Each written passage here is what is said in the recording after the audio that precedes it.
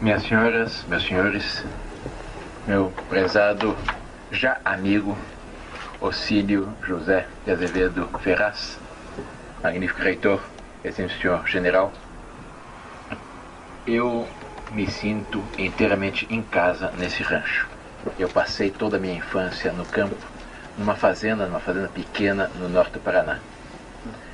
Eu só vim para São Paulo, onde fiquei, para entrar na Faculdade de Direito, no Largo São Francisco, da Universidade de São Paulo, onde me formei e lancei raízes em São Paulo. Mas confesso que até hoje não me acostumei com a vida da metrópole. Eu me sinto bem no campo. Com efeito, todos sabem que com a República os bens da família imperial foram confiscados. Quando papai voltou do exílio, não lhe restava nada. Pobre. Foi um português rico do Rio de Janeiro que lhe deu uma casinha na Rua da Quitanda, que ele vendeu e comprou uma fazenda no norte do Paraná, 63 alqueires, aonde ele formou a sua família. E eu me recordo com emoção as boas lições que nós recebemos na nossa infância. Uma das quais foi numa tarde em que papai, preocupado com a situação, tinha 12 filhos, 8 homens e 4 moças. Um dia ele nos chamou aos mais velhos num canto do jardim e nos disse: por favor. Não, 102 eu vou falar em pé. Não, por favor. Eu prefiro falar em pé, tem uma comunicação. 102 eu não vou ficar em pé o tempo todo. Eu só vou pedir ao senhor para ele gravar o tempo que o senhor quiser. Ele está gravando, ele queria um pouquinho mais próximo. Pois não. Viu? Nós estamos bem. Um dia ele nos chamou aos mais velhos no jardim da sede da fazenda, porque nós morávamos na fazenda, íamos todo dia de jipe, era o único veículo que o papai tinha para a escola, para o colégio. Ele nos chamou e nos disse: meus filhos, saibam aproveitar a única coisa que eu poderei lhes deixar para o futuro, porque bens materiais eu não tenho. 63 alqueires dividido por 12 não é nada. Com isso, vocês não farão a vida. Mas eu tenho algo que vale incomparavelmente mais do que os bens materiais. E isso eu posso lhes deixar. Que é, em primeiro lugar, a fé católica, em segundo lugar, uma boa educação, e em terceiro lugar, a consciência de uma missão histórica a ser realizada pelo bem desse grande país, desse grande Brasil, desse querido Brasil. Preparem-se, porque um dia o Brasil os chamará. Com efeito, muitos anos depois, a situação da nação modificou-se profundamente. A República, que foi um regime utópico, que resultou não das aspirações do conjunto da nação, mas de um golpe dado por um marechal que não era republicano. Deodoro da Fonseca não era republicano. Há uma carta no Arquivo Histórico Nacional do Rio de Janeiro, de Deodoro a um seu sobrinho, Clodoaldo da Fonseca, em que ele diz textualmente: meu sobrinho, não te metas em coisas republicanas, porque no Brasil, república e desgraça completa são uma mesma coisa. E como ele tinha razão. No dia 15 de novembro de 1889, Deodoro, quando saiu ao campo de Santana, não bradou viva a República, mas sim viva Sua Majestade o Imperador. O golpe de 15 de novembro não tinha em vista a derrubada da monarquia, mas sim a mudança do gabinete, a derrubada do gabinete do Visconde de Ouro Preto, com o qual Deodoro e uma pequena facção de militares tinha tido algumas desavenças. Segundo vários generais especialistas na matéria me informaram, seriam apenas no máximo de 20 a 25% das Forças Armadas que estavam descontentes com a situação reinante. Uma vez dado o golpe de 15 de novembro, um pequeno grupo de conspiradores, Benjamin Constant, Quintino Bocaiúva, Aristides Lobo, Rui Barbosa e outros, quiseram se aproveitar daquela instabilidade política para precipitar os seus ideais, que era a República. E o que fizeram eles? Utilizaram-se de um estratagema que não é dos mais louváveis. Foram provocar a Deodoro no seu amor próprio. Eles sabiam que Deodoro tinha um ponto fraco. Foram dizer a Deodoro que Dom Pedro II havia mandado chamar para a presença do Conselho de Ministros a um político gaúcho de Bagé, Gaspar da Silveira Martins. Quando não é verdade, Dom Pedro II havia mandado chamar para a presença do Conselho de Ministros ao conselheiro Saraiva. Quando disseram a Deodoro que estava doente, de cama, no entardecer do dia 15 de novembro, que o primeiro-ministro presente do Conselho de Ministros seria Silveira Martins, Deodoro teve um sobressalto. Esse não. Esse por nada nesse mundo. Esse eu não aceito. Por quê? Porque quando Deodoro fora comandante da Praça de Porto Alegre, ele havia disputado com Silveira Martins os amores de uma certa dama, uma certa Dona Adelaide, e havia perdido na sua disputa. E daí havia formado um ódio de morte contra Silveira Martins. A República, lamentavelmente, é um regime que nasceu da disputa de dois homens por um amante. Essa é a triste realidade desse regime, que não tinha uma aceitação maior. O Partido Republicano, durante a monarquia, tinha mais ampla liberdade. Participava das eleições, havia chegado a ter até 6 deputados. Entretanto, nas últimas eleições do Império, em agosto de 1889, havia conseguido eleger apenas 2 deputados. Não havia uma aspiração da nação pela República. Pelo contrário, Dom Pedro II era queridíssimo. A princesa Isabel era venerada pela nação inteira pelo seu gesto de libertar os escravos. De tal forma era forte o prestígio de Dom Pedro II, a influência dele, que logo depois de assinado o decreto de proclamação da República, redigido por Rui Barbosa, estabeleceu-se um primeiro impasse entre os conspiradores. E agora o que fazemos? Quem vai dizer a Dom Pedro II que ele não é mais imperador, que ele está preso? Eu não me recordo bem se foi o Benjamin Constant ou Quintino Bocaiúva, que voltou-se para Deodoro e lhe disse: vai você que o conhece bem. Com efeito, Deodoro era muito amigo de Dom Pedro II. Deodoro era órfão e foi Dom Pedro II que pagou todos os seus estudos, que patrocinou a sua formação e todo o início da carreira militar. E Deodoro tinha uma dívida de gratidão com relação a Dom Pedro II. Deodoro, quando lhe foi dito isso, respondeu: eu não. Porque se eu for, o velho chora, e eu choro também, e aí está tudo perdido.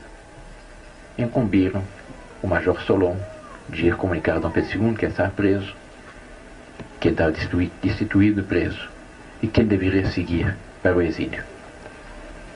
De fato, logo depois da proclamação da República, tinha havido uma outra discussão entre eles. O que fazemos com Dom Pedro II? Houve quem propusesse que ele fosse executado. Deodoro também disse: não, isso não.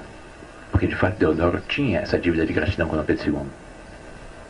E decidiram que ele seria banido e que seria embarcado na calada da noite, porque, com fundadas razões, os conspiradores temiam que, se a população do Rio de Janeiro visse aquele imperador tão querido, a imperatriz, a princesa Isabel, a Redentora, os netinhos do imperador cruzarem as ruas do Rio de Janeiro presos para serem embarcados para o exílio, eles, com fundadas razões, temiam uma rebelião popular. Embarcaram a Dom Pedro II na calada da noite. E uma vez a bordo, Dom Pedro II recebeu um emissário de Deodoro, que vinha apressadamente com uma mensagem daquele que o havia deposto. Deodoro sabia perfeitamente que Dom Pedro II não havia tido outra preocupação em seu longo reinado. Ele foi 58 anos imperador de direito do Brasil, 48 anos de direito e de fato. Durante esses 48 anos que ele esteve efetivamente na chefia da nação, ele não havia tido outra preocupação a não ser o bem-estar de todos os brasileiros.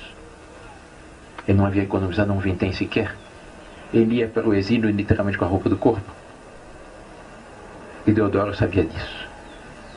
E Deodoro, que havia sido tão beneficiado por Dom Pedro II, teve pena Dom Pedro II enviou um emissário para lhe oferecer a quantia de 5.000 contos de réis para que ele pudesse sustentar-se no exílio. Era uma bela fortuna. Equivaliam a 4,5 toneladas de ouro. Dom Pedro II, ao receber o emissário Deodoro e ao receber esse oferecimento, perguntou ao emissário Deodoro: mas de onde vem esse dinheiro? Lhe foi respondido: do Tesouro Nacional, por ordem de quem? Do Marechal de Campo Deodoro da Fonseca. Isso foi votado pelo parlamento, não apenas uma ordem do Marechal Deodoro da Fonseca.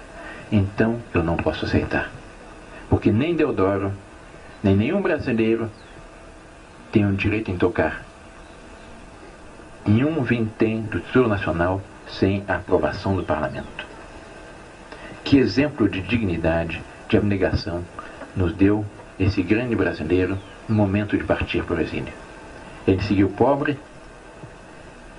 Alguns dias depois de desembarcar em Lisboa, faleceu sua esposa, a imperatriz Dona Teresa Cristina.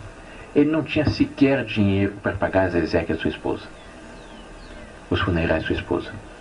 Mais uma vez foi um português rico que teve pena dele e que pagou aos funerais de sua esposa, da nossa imperatriz.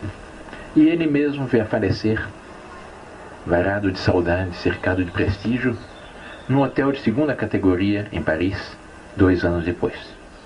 Era tal o seu prestígio daquele grande imperador, daquele que é considerado como o maior de todos os brasileiros, daquele que nenhum brasileiro digno desse nome é capaz de ver um quadro, um busto, sem ter um movimento de veneração, de respeito, como se tem diante de um quadro de um bom avô, daquele que não havia trazido do Brasil nada a não ser um punhado de terra brasileira, porque ele queria recostar sua cabeça sobre terra brasileira no momento de entregar sua alma a Deus. Era tal o seu prestígio que o governo francês, republicano, lhe conferiu exéquias de chefe de Estado. 300.000 franceses seguiram ao cortejo fúnebre do nosso imperador. Todo o corpo diplomático acreditado em Paris compareceu. Todas as cortes europeias enviaram representantes. Só faltou um embaixador. Não preciso dizer qual. E o governo da República protestou junto ao governo francês. Como conferir a exéquia de chefe de Estado a quem não é nada no Brasil? Essa é a trágica história da República. Essa é a trágica história de um regime que interrompeu uma caminhada de glória de nossa pátria. Uma caminhada de glória que se fez com as chegadas de nossos primeiros pais portugueses aqui, com as naus de Cabral, com a Cruz de Cristo. Nesse país abençoado, que já nasceu à luz do Cruzeiro do Sul, que teve como primeiro ato de sua vida uma Santa Missa, como primeiro nome Terra de Santa Cruz. Nesse grande país que foi desbravado pelos bandeirantes, obra magnificamente continuada pelos tropeiros, que são os continuadores da obra de desbravamento dos bandeirantes, interrompeu-se uma caminhada de glória. Interrompeu-se um ciclo histórico magnífico que se consolidou exatamente com a passagem de Dom Pedro I aqui pelo Vale do Paraíba, em direção a São Paulo, com a independência que se difere da independência dos nossos países, dos nossos vizinhos hispano-americanos, porque nossa independência não resultou de guerras fratricidas, mas sim foi a emancipação de um filho que se tornara maior a conselho do pai. Eu estive há pouco em Santiago do Chile, a convite do almirantado chileno, para proferir uma palestra na Universidade Marítima de Viña del Mar, que seria o equivalente ao ITA aqui para a Força Aérea Brasileira, com relação à Marinha de Guerra chilena. E lá eu ouvi os almirantes chilenos me dizerem: a tragédia de nossa história, diziam eles, chilenos, é que não havia em Madrid um rei com a sabedoria de um Dom João VI, que tivesse preparado a nossa independência, que tivesse garantido a nossa continuidade histórica. As nossas independências resultaram de guerras fratricidas. A do Brasil foi uma independência familiar, a conselho do pai. E como consequência disso, nós rolamos no decorrer da nossa história de tragédias em tragédias e ilusões em ilusões, de panaceias em panaceias, e até hoje não encontramos a nossa identidade. E é por isso que todos eles invejam a perspectiva que o Brasil tem de restaurar a monarquia. Todos eles, teoricamente, são monarquistas. Dizem que a monarquia inegavelmente é superior à república. Dom João VI, quando aqui chegou, lançou os fundamentos de nossa independência. Ele se deu conta que o Brasil já estava maduro para a sua maioridade. Abriu os portos, criou o Brasil, Reino Unido, Portugal, Brasil, Orgaves, fundou o Banco do Brasil, a Caixa Econômica, fundou aquilo de onde deveriam nascer as associações comerciais, as escolas de medicina, a Academia Militar, a Escola Naval. Nunca um rei que quisesse se manter submetido a uma parte do seu território, que o Brasil não era colônia juridicamente, era uma continuação, era o Estado do Brasil, nunca ele teria criado uma escola naval e uma academia militar se não estivesse preparando a nação para sua independência. Fundou o Jardim Botânico, a Biblioteca Pública e tantas outras instituições que nós temos. E no momento de partir para Portugal, contra a sua vontade, porque ele gostava muito mais do Brasil do que Portugal, ele aqui deixou seu filho mais velho, o herdeiro da coroa, Pedro, como príncipe regente. E lhe deu um último conselho: meu filho, considere que o futuro não está na velha e cansada Europa, mas está nesse país promissor. Mais cedo ou mais tarde, o Brasil será independente. Ponhas tu esta coroa em tua cabeça antes que outro aventureiro faça. E é graças exatamente a esse conselho paterno seguido pelo filho que hoje nós temos no país dimensões continentais, com uma unidade política, territorial, política, social e psicológica admirada e invejada por todos os nossos vizinhos. Em decorrência disso, depois nós tivemos uma evolução política com algumas dificuldades no primeiro reinado, com um certo caos durante a regência. Os historiadores dizem que foi uma experiência republicana em plena monarquia, para inaugurar-se no início do segundo reinado, quando um menino de 14 anos e alguns meses assume o trono, Dom Pedro II, em 1841, inaugurou o período áureo de nossa história. Estabeleceu-se um parlamentarismo exemplar, no qual os partidos se alternavam no poder, no período em que não houve uma só interrupção na boa ordem constitucional, graças à espada e à sabedoria de Caxias, a nação pacificou-se e desenvolveu-se. Não houve uma só interrupção na boa ordem institucional no Brasil. Foi o mais longo período de estabilidade política da nossa pátria. Graças a essa estabilidade política, graças a um regime no qual o povo se sentia representado autenticamente, no qual havia uma consonância em torno da pessoa de chefe de Estado, o progresso foi um progresso constante e genuíno. Nós tínhamos, naquele tempo, a segunda armada de guerra do mundo.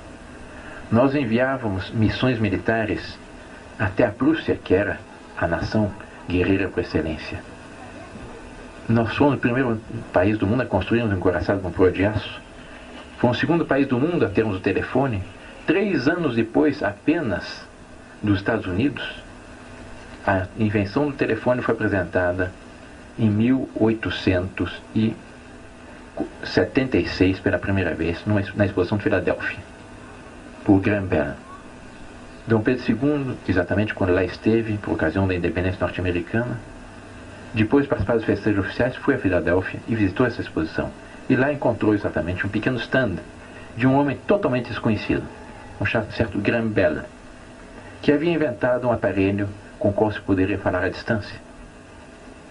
Dom Pedro II, que era um sábio, um cientista, um estudioso, imediatamente atinou da importância que aquele aparelho teria para o futuro do Brasil com as suas distâncias colossais. E fez questão de experimentar o aparelho.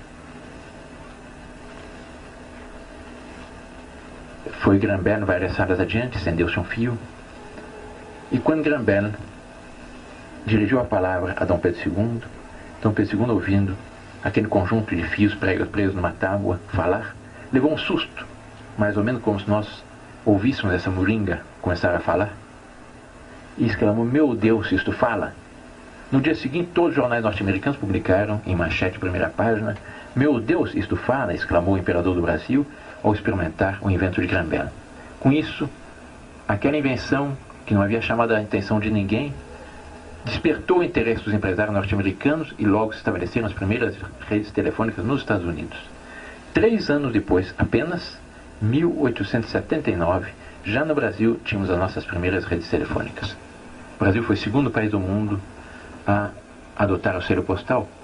Nós tínhamos as maiores redes ferroviárias do mundo, das maiores redes telegráficas do mundo. O primeiro cabo submarino que ligava o nosso continente à Europa era nosso. Sob todos os pontos de vista, o nosso progresso era exemplar. Nós não tínhamos inflação.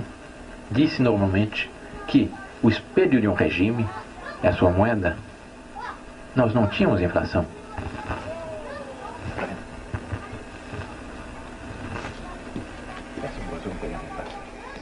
Eu tenho, aqui na minha pasta, eu pedi para trazerem algumas moedas do Império para lhes mostrar. O padrão nossa moeda foi estabelecido em 1846, com relação à libra esterlina. Nossa moeda valia 27 pence por 1.000 réis. Em 1846, vejam bem. Em 1889, no dia 15 de novembro de 1889, nossa moeda valia 27 pence e 3 quartos. Isto é, a libra esterlina havia caído um pouco. A nossa moeda se manteve perfeitamente estável. A mesma quantidade de ouro, a mesma quantidade de prata nas nossas moedas. Eu tenho aqui exatamente 2 moedas do Império.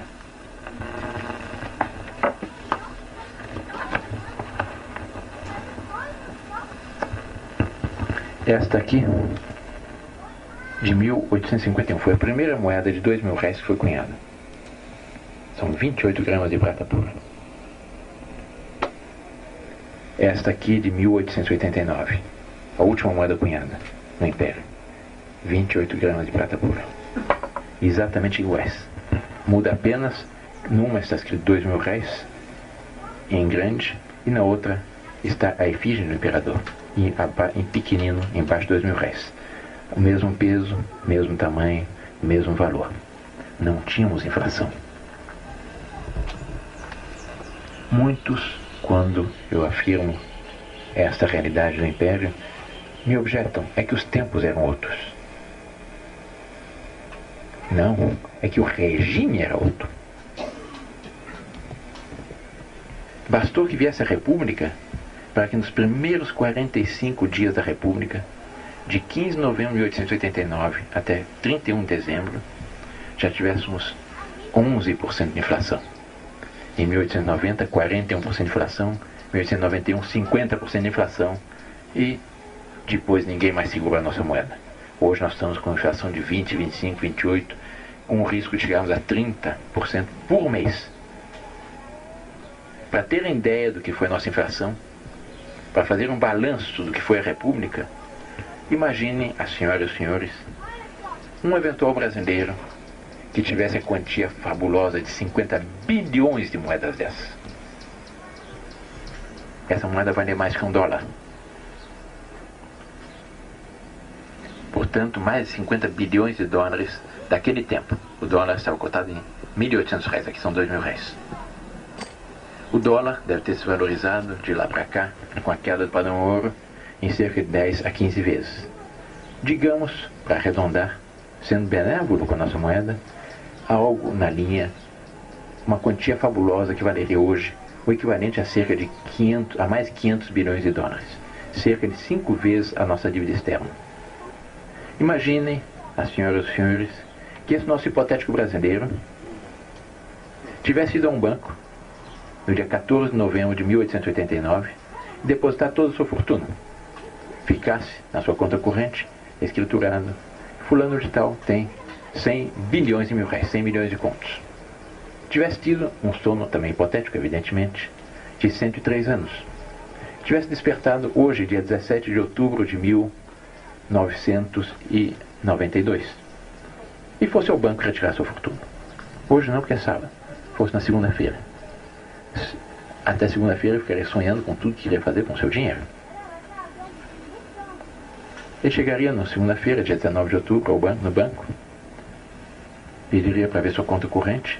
Estariam lá, intactos seus 100 bilhões de mil-réis, 100 milhões de contos, e pediria para retirar o seu dinheiro. O que ele receberia? Exatamente, precisamente esta moedinha aqui.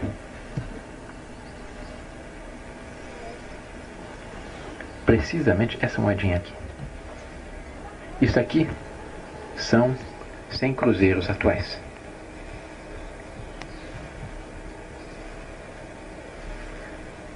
Façam a conversão. 100 cruzeiros atuais, o que equivaliam a 100 cruzados novos. A 100 mil cruzados do início do plano cruzado do presidente Sarney. A 100 milhões de cruzeiros novos do presidente Castelo Branco. A 100 bilhões de cruzeiros do Getúlio Vargas. 100 bilhões de mil-réis, 50 bilhões de 2 mil-réis. Este aqui é o balanço da República. 5 vezes a nossa dívida externa, reduzido a esta moedinha aqui. Essa moedinha aqui que me deram numa farmácia há 2 dias atrás, que eu fiz a conversão e cheguei à conclusão desse dado estarrecedor do que foi a desvalorização da nossa moeda provocada pela República. Nós tínhamos na monarquia não só uma moeda estável, progresso, mas nós tínhamos também uma distribuição de riquezas, de renda muito mais justa. Eu tenho aqui também, para lhes mostrar, um outro documento ilustrativo disso. Um documento da República, que está na Revista das Finanças Públicas, Ministério da Fazenda, que traz um quadro comparativo da economia no Império e na República. E traz a escala salarial na monarquia. O menor salário naquele tempo era de 25 mil-réis, um trabalhador manual sem nenhuma especialidade. 25 mil-réis, em valores atuais, é muito fácil fazer a conversão. Uma moeda de 10 mil-réis tinha 9 gramas de ouro puro. 25 mil-réis são 2 moedas e meia. 2,5 vezes 9 dá 22,5. 22 gramas e meio de ouro por mês, o menor salário. Ah, não, você que fez as contas. Hoje daria 1.852.000 cruzeiros. 1.852.000 cruzeiros, um trabalhador manual sem nenhuma especialidade. Logo a seguir, vinha o salário de um servente pedreiro, de carpinteiro e marceneiro. 45 mil-réis, 40 gramas de ouro por mês. Servente pedreiro. 3.335.000. Depois disso, de um escriturário, depois uma professora primária. 67 mil-réis. Eram 60 gramas de ouro por mês. Daria hoje 4.965.000 cruzeiros. Depois um professor secundário, eram 83 mil-réis. Eram 75 gramas de ouro. E hoje daria 6.151.000.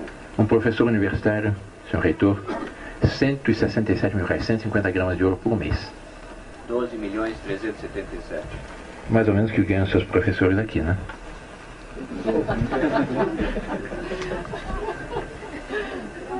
E depois vinha o salário de um promotor de justiça, um juiz de direito, um desembargador, um general, um almirante, um deputado, um senador, etc. O maior salário, 300. Prestem atenção nesse detalhe. Maior 300, menor 12, menor 25. Dividam 300 por 25, dá 12. Isto é, o maior salário era apenas 12 vezes o menor salário. Comparem com a situação atual, em que o salário mínimo é aviltante e há certos marajás, certos funcionários públicos que chegam a receber até 300, 400, 500 salários mínimos. Esse foi o balanço da República, esse é o fruto da República. A monarquia havia garantido não só tudo isso, mas também um prestígio colossal do Brasil no Concerto das Nações. O Brasil tinha um grande prestígio. Quando havia uma questão internacional de países pan-americanos, países europeus, era o Brasil árbitro. Numa questão que quase levou aos Estados Unidos à guerra com a Grã-Bretanha, a questão do Alabama, quem foi o juiz? Foi Dom Pedro II. O Brasil gozava de um prestígio enorme no Concerto das Nações. Era tal o seu prestígio que, quando caiu a monarquia, o presidente da República da Venezuela exclamou: caiu a única democracia autêntica da América Latina.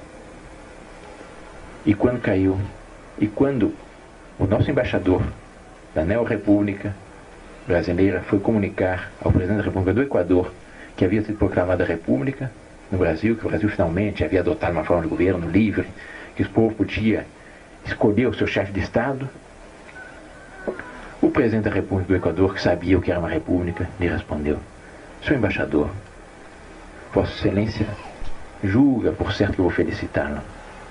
Entretanto, permita-me uma franqueza. Franqueza que me obriga à nossa triste experiência republicana. Foi a maior asneira da sua história.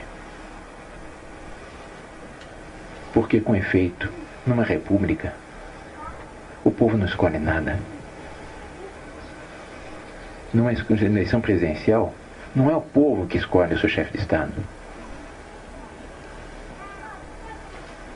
O povo se limita a optar entre 2 ou 3 alternativas que os grupos de poder que dominam os partidos lhe apresentam. E muitas vezes a opção entre o mal maior e o mal menor. É o que nós vimos nas últimas eleições presidenciais, para dar nesse fiasco total do caçador Marajás, nesse desastre absoluto. Nunca houve tanta corrupção, nunca houve tantos Marajás. Uma eleição presidencial lança a nação num verdadeiro clima de guerra civil psicológico. Depois de uma eleição presidencial em que os candidatos se difamam, se insultam, se degradiam, se espancam de todas as formas, e rara uma eleição em que não haja 1, 2 ou muitas mortes, a nação desperta chagada. Mal essas chagas começam a cicatrizar, já começa a disputa pela sucessão. Depois de cada eleição, uma parte está contente, uma parte está aliviada, uma parte está frustrada e outra parte está indignada. Não há um consenso. Psiquiatras norte-americanos, vejam bem, norte-americanos, daquela que é apresentada como a democracia ideal, que na realidade não é democracia, é plutocracia, é oligarquia, têm feito estudos muito interessantes a respeito de um problema que eles são forçados a constatar, que são as consequências sobre o equilíbrio psíquico do conjunto da nação das sucessivas eleições presidenciais.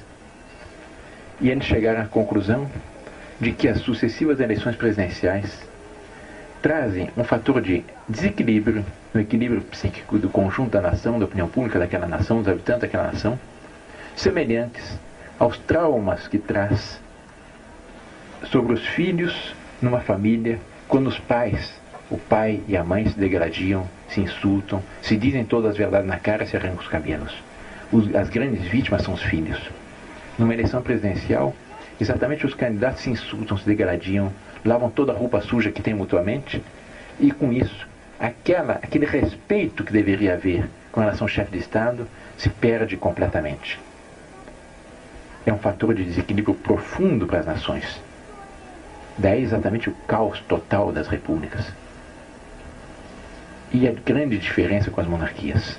Nas monarquias existe um consenso em torno do chefe de Estado, como existe um consenso em torno do pai e da mãe, numa família bem constituída. Nas repúblicas, os presidentes da república precisam estar continuamente comprando o seu apoio.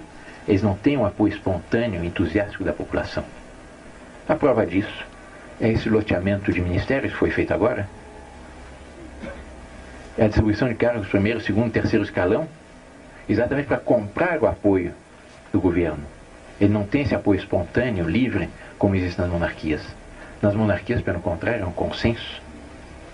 Houve uma pesquisa de opinião feita recentemente na Dinamarca, que é uma monarquia, que é sumamente ilustrativa dessa realidade. Essa pesquisa de opinião partia de um pressuposto, de uma suposição histórica. Imaginem que tivesse sido proclamada a República na Dinamarca. Que os candidatos fossem o líder do partido majoritário, o líder da oposição, o principal líder sindical, o principal líder empresarial, a principal atriz de televisão, e assim uns 8 ou 10 personagens conhecidos do panorama político e social da Dinamarca. Entre esses nomes havia um, Margrethe Schleswig-Holstein. 98% dos dinamarqueses, ouvidos nas principais cidades da Dinamarca, indicaram que queriam ter como chefe de Estado a Margrethe Schleswig-Holstein, que é a rainha. E existe um consenso. Na Espanha, em torno do rei da Espanha, a mesma coisa. No Japão, idem.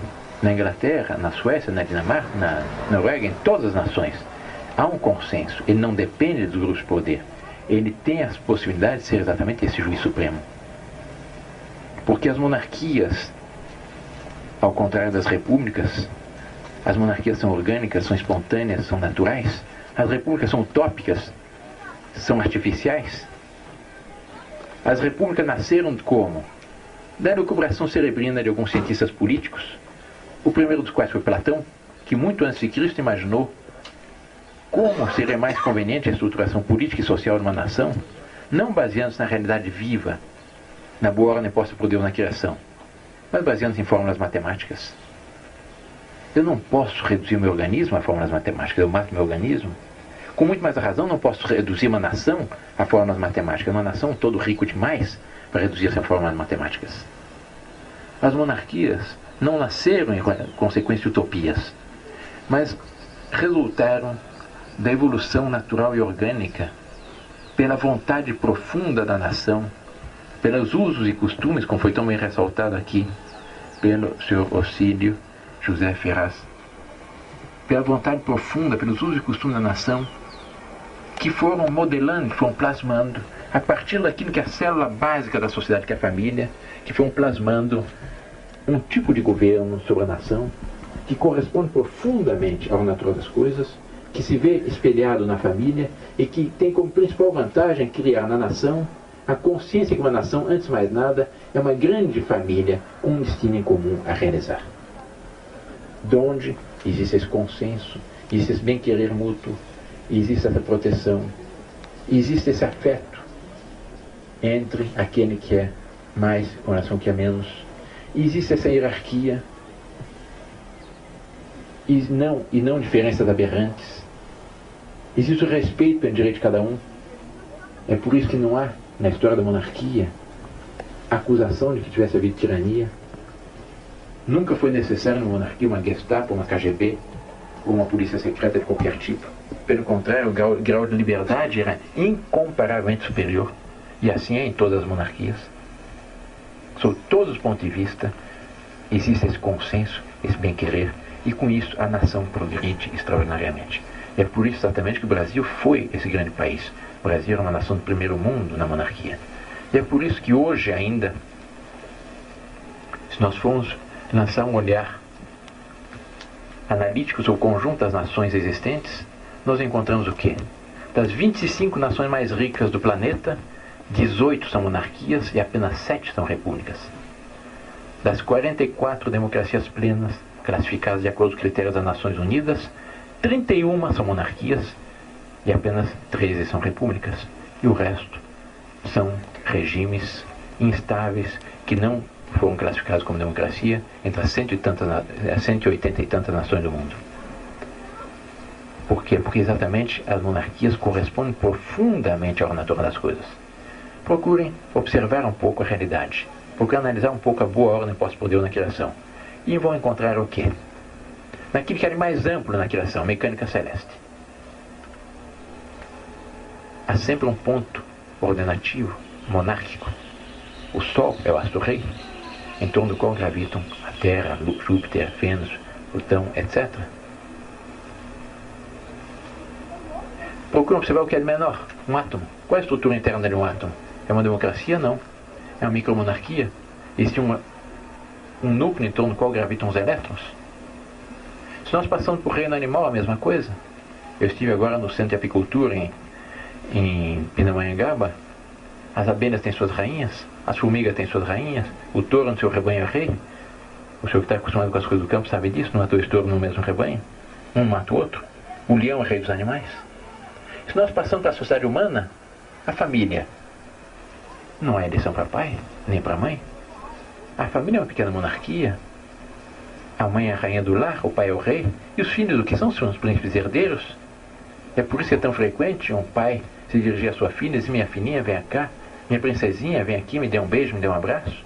Ou a mãe para o seu filho: meu príncipezinho, faça isso, não faça aquilo. Por quê? Porque são os príncipes herdeiros, são os continuadores daquela estirpe.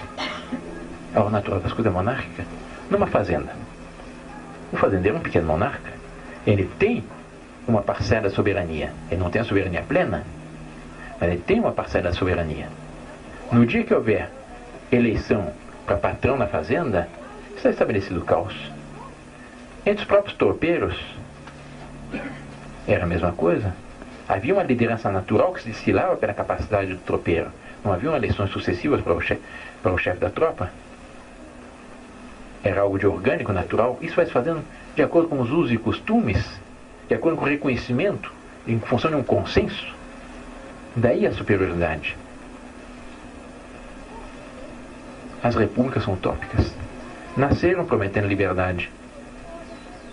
E qual foi o resultado? Aquela mesma liberdade que o Partido Republicano havia gozado durante a monarquia, a República se nasceu se dizendo provisória e prometendo um plebiscito. O artigo 6º do decreto número 1 da República prometia um plebiscito. A República pôs os monarquistas fora da lei. Porque exatamente eles temiam esse plebiscito. Eles tinham certeza que se houvesse um plebiscito, eles perderiam. Se houve uma corrente política no Brasil que teve seus direitos cassados durante 99 anos, fomos nós monarquistas. Nós tivemos nosso direito político cassado no dia 23 de dezembro de 1889, foi o decreto número 85A da República, que os cariocas, com o seu costume por apelido em tudo, apelidaram decreto Rodia. Um decreto que eu tenho aqui, mas que eu não leio em respeito às senhoras aqui presentes, porque é um decreto que se utiliza de palavras de baixo calão na sua exposição de motivos. E nós mantivemos nossos direitos políticos cassados pelas sucessivas constituições republicanas que introduziram a chamada cláusula pétrea, que era um dispositivo constitucional que proibia toda e qualquer articulação visando a modificação da forma republicana de governo, portanto visando a restauração da monarquia. Nós só voltamos a ter a plenitude dos nossos direitos políticos no dia 5 de outubro de 1988, que foi a data da entrada em vigor da atual Constituição. Com 99 anos de direitos políticos cassados. Dos 103 anos de República, mais de 70 anos foi em regime de exceção. Estado de sítio, ditaduras, suspensão de garantias individuais, etc. Nos últimos 66 anos, vejam bem, desde a eleição de Washington Luiz em 1926, até hoje, um só presidente civil, um só, terminou seu mandato.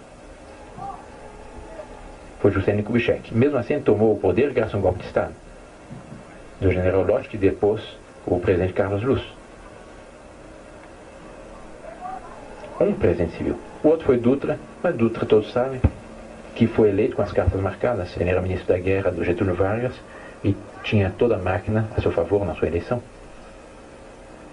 É um regime que não tem autenticidade nenhuma, que não tem apoio popular, que o povo tem o máximo total desprezo. Existe o mito da República, do sufrágio universal, da escolha presidencial, mas ninguém mais acredita nisso hoje. Um regime que trouxe ao Brasil, lançou o Brasil na pior crise de sua história.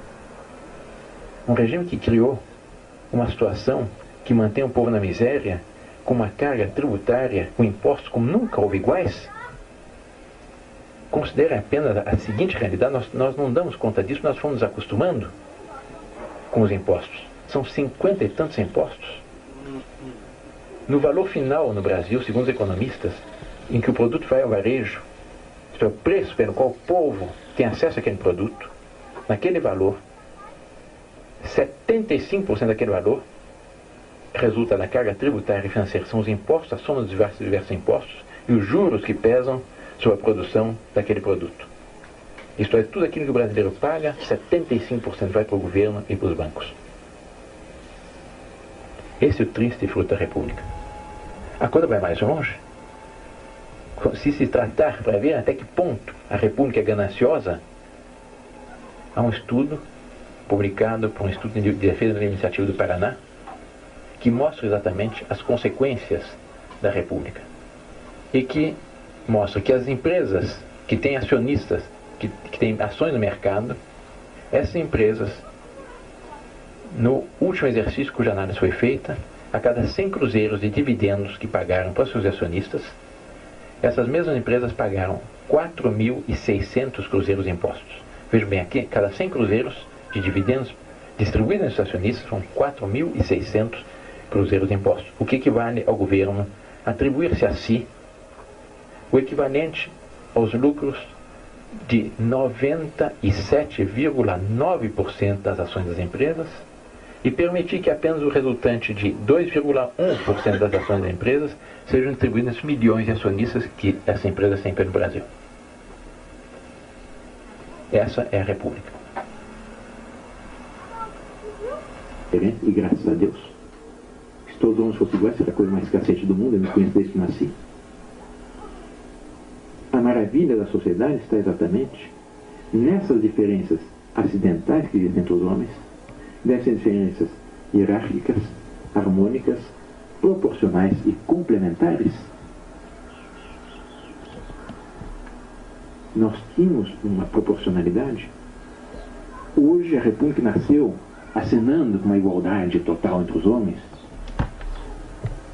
o que trouxe elas diferenças aberrantes, insultantes, aviltantes para a nação brasileira, em que uma parte da população está mantida na miséria total e outra parte vive nababescamente. E vejam bem, essa outra parte são sobretudo os que vivem no governo, porque dizem que uma das causas da nossa miséria é a má distribuição de rendas do Brasil. Eu concordo, até certo ponto apenas, eu concordo na medida em que se afirmar que a má distribuição de rendas existe porque um fica com tudo e deixa o resto da nação numa miséria total. Um fica com 75% do valor dos produtos, com 97,9% dos resultados das ações com acionistas no mercado, e o resto fica com, e a nação fica com o resto. Daí vem exatamente os problemas do Brasil. Não houvesse essa carga tributária monstruosa, o poder aquisitivo do povo cresceria muito mais, os produtos seriam muito mais baratos. Crescendo o poder aquisitivo, evidentemente cresceria o consumo, crescendo o consumo, cresceria a produção, crescendo a produção, cresce o número de empregos, e nós saímos desse círculo vicioso mal infernal que nós estamos sendo lançados pela República, para, por assim dizer, um círculo vicioso bom, em que toda a nação cresceria. Cuidado com isso. E é por isso exatamente que é um número crescente de brasileiros que se perguntam: valeu a pena a República? Será que a solução não é restabelecer a monarquia? Um regime no qual o chefe de Estado tem incomparavelmente menos poder do que qualquer presidente da República. Nunca na monarquia o chefe de Estado poderia dizer, o que nós ouvimos o presidente Collor na sua última aparição na televisão, falar da enorme soma de poderes que o presidente da República tem nas mãos. Porque o chefe de Estado de uma monarquia não precisa disso. A missão principal de um chefe de Estado qual é? É ser o símbolo vivo da nação. É ser a encarnação da virtude do povo, um exemplo que inspira e que sustenta todos. É ser um natural defensor do seu povo.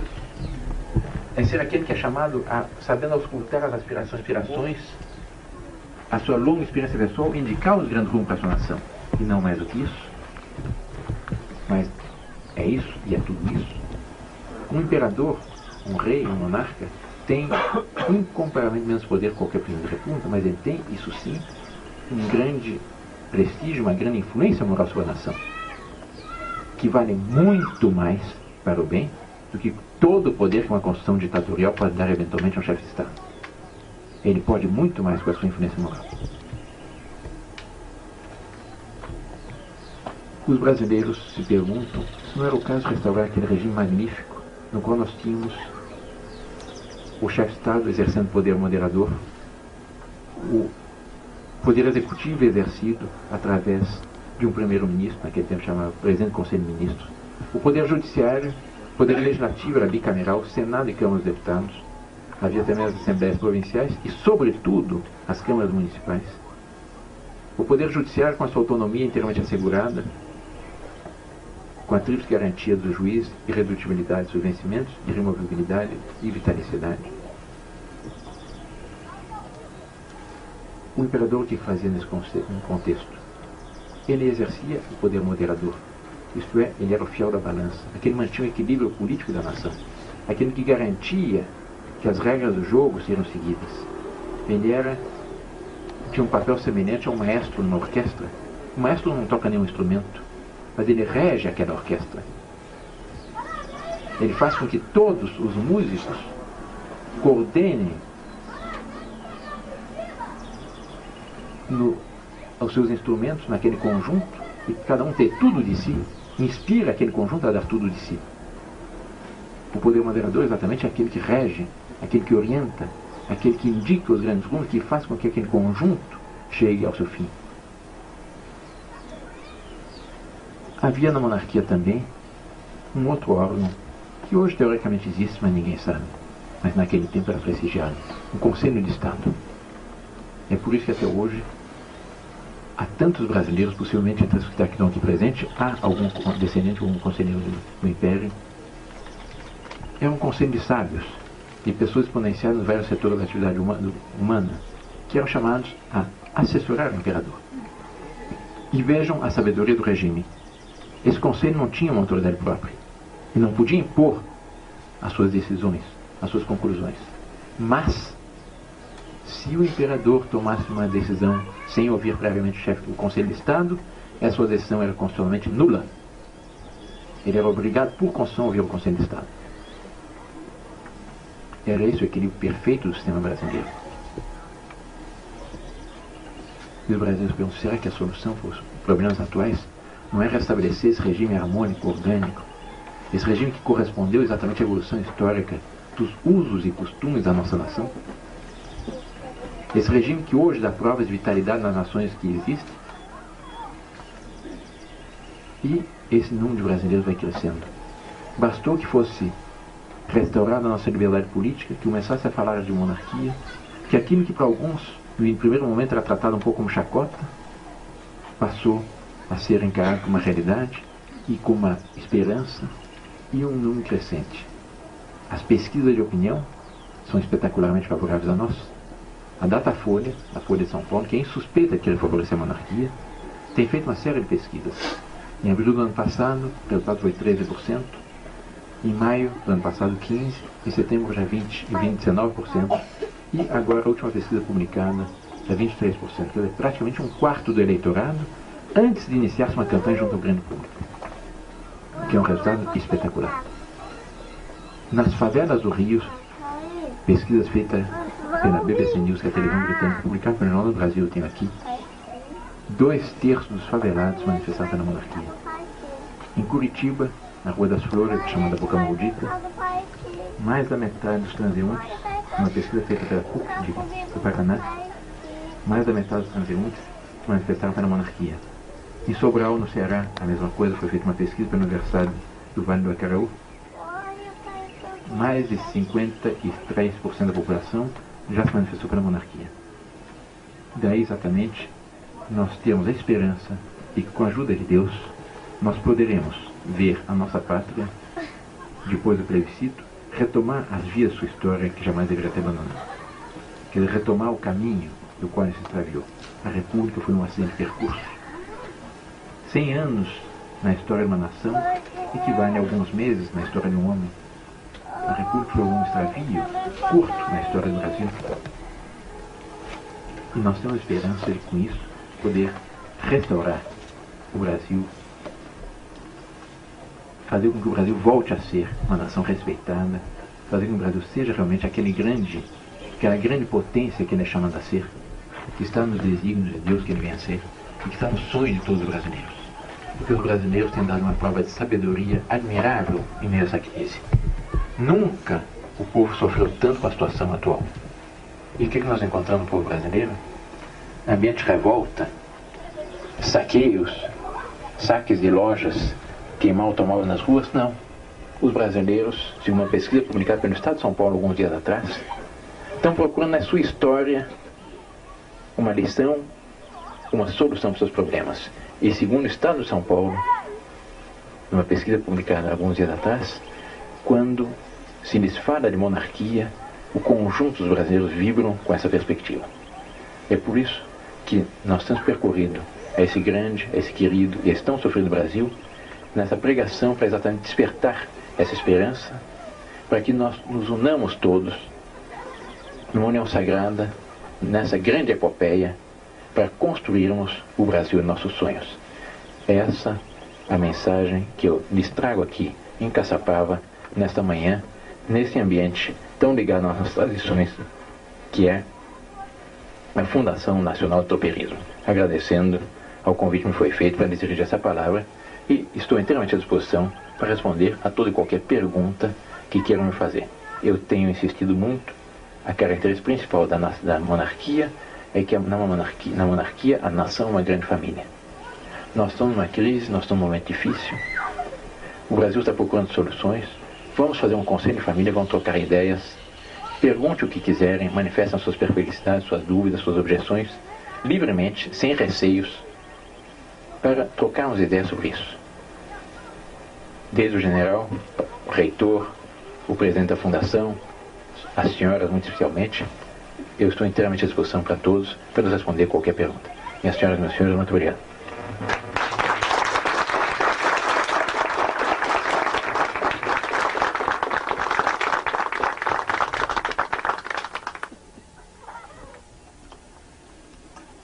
Quem gostaria de fazer alguma pergunta? Pois não. Pois não. Eu gostaria de saber, em relação à monarquia, qual é basicamente a diferença entre o regime monárquico e o regime parlamentarista? A monarquia, como eu disse, é uma monarquia constitucional e parlamentar. O parlamentarismo só é autêntico com monarquia. Por quê? Vamos primeiro aos fatos. A grande diferença que existe entre parlamentarismo republicano e parlamentarismo monárquico é que, na monarquia, o chefe de Estado tem uma posição suprapartidária. Ele não tem partidos, ele não depende de grupos de interesse. Ele não foi eleito em função de conchavos políticos. E ele pode ser aquele juiz supremo que garante que a vontade livre e espontânea da nação, manifestada por ocasião das eleições, seja respeitada na formação das maiorias parlamentares. Numa república, o presidente da república é eleito numa eleição direta ou indireta por um partido político ou por uma coligação de partidos políticos. Ele, uma vez no poder, inevitavelmente vai tender a favorecer a sua facção política e, portanto, vai falsear as regras do jogo de cima para baixo. Ele será o grande eleitor e não se poderá ouvir, auscultar a vontade real da nação por ocasião das eleições. Portanto, parlamentarismo puro só com monarquia. Isso todos os políticos reconhecem. Eu, há poucos dias atrás, participei de uma reunião no Senado Federal, em Brasília, com um grupo de senadores e deputados, exatamente para discutir do plebiscito, a regulamentação do plebiscito, entre os quais haviam alguns monarquistas e outros republicanos, e mesmo os republicanos, quando se referiam ao parlamentarismo puro, eles se referiam à monarquia. Imagine, por exemplo, um regime parlamentarista no Brasil com, digamos, presidente da República, eleito pelo voto direto, Horácio Quércia, 45 milhões de votos, e primeiro-ministro, Mauro Benevides. Quem vai mandar na nação? Primeiro-ministro ou para o presidente da República? Ele, com 40 milhões de votos, vai impor continuamente a sua vontade. Não será um parlamentarismo autêntico. Um presidente da República, na melhor das hipóteses, ele é pai de sua facção e padrasto da facção política, da facção contrária, quando não é carrasco. Na monarquia, o chefe de Estado tem uma posição suprapartidária e não pertence a esse ou aquele partido. Ele se limita a garantir que as maiorias se formam de acordo com o resultado das eleições e que o governo realmente represente a vontade da maioria.